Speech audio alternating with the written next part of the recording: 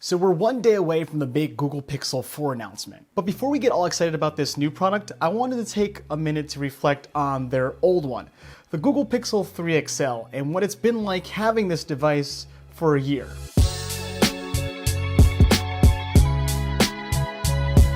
So I just want to get out there, I really like the Pixel 3 XL. I did a lot of the things that I needed it to do. I needed a good camera, I needed good storage, I wanted a smart device, and I wanted something that was going to be fun to use. The Pixel 3 XL does all of that, it really does. But there was some things that it just fell short at. The battery.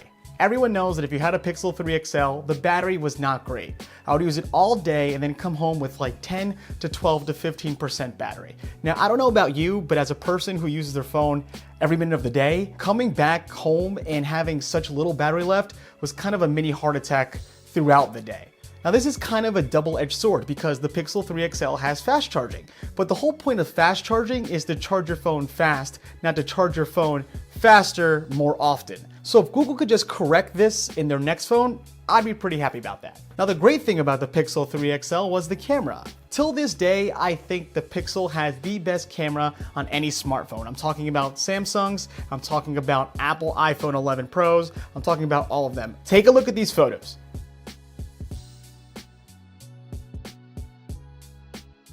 Now, you could probably tell which one was taken with which, but that's my issue. I don't like having a smartphone where you can tell from the photos which smartphone it is. I think that the photos itself should have its own identity, and you shouldn't be thinking when you look at a photo, oh, that's from an iPhone. And another great thing about the Google Pixel was that I got unlimited photo storage, and the whole reason I got this phone mostly was because the camera and the storage. I was having a baby girl and I wanted something that took excellent photos and I didn't have to worry about my storage filling up. And just to let you know, my daughter is 15 months now, a little over a year, and me and my wife have taken more than 4,000 photos. Don't look at me like that. When you have a kid, you'll understand. Another great thing about this phone was the media consumption experience. So I watch a lot of videos, I read a lot of articles, and this screen is perfect. It's very crisp, and obviously with the front-facing speakers, watching movies or watching any videos was always a joy.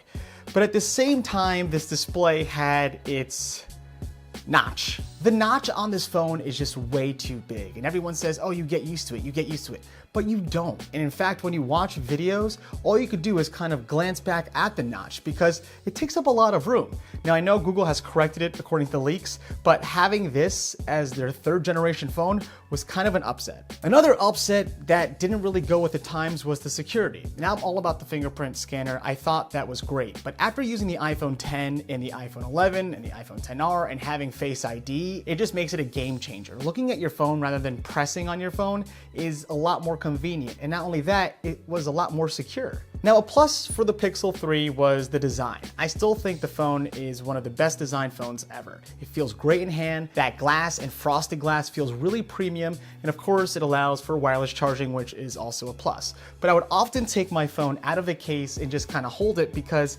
it feels really great in hand. Let me take this off.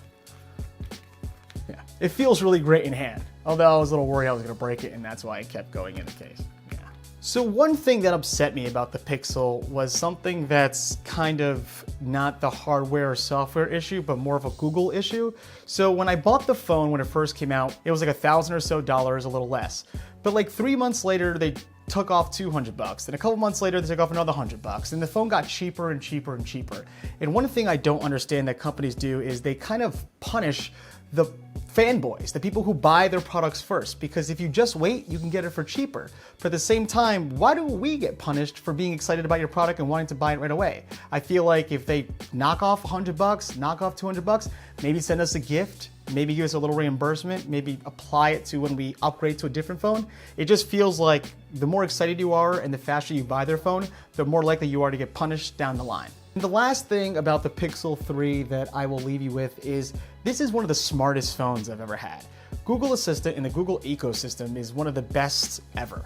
I love the fact that Google Maps tells me how long my drive is, I can say good morning to my phone, it tells me all my favorite news, and the fact that it's just downright smart. And having come from Apple and its Siri and its smart devices, they just feel lackluster. Although I will say, I love iMessage, I love how everything goes off when I get a message, phone call, FaceTime, whatever, but if I wanted more productivity, which I do do want, I am always gonna reach for an Android or a Pixel device because Google just does it better. And that's pretty much this video. It's very quick. I'm actually going to the Google event tomorrow, so I'm super excited. If there's anything you want me to do or say, leave it in the comments and I'll try to talk to one of the members there, see if I can get that question answered. But like I said, I know the Pixel 4 is right around the corner, literally tomorrow, but the Pixel 3, it was a roller coaster, to be honest with you, and I'm really hoping that this new phone gets a lot of things right and fixes a lot of things that could have been great about this phone.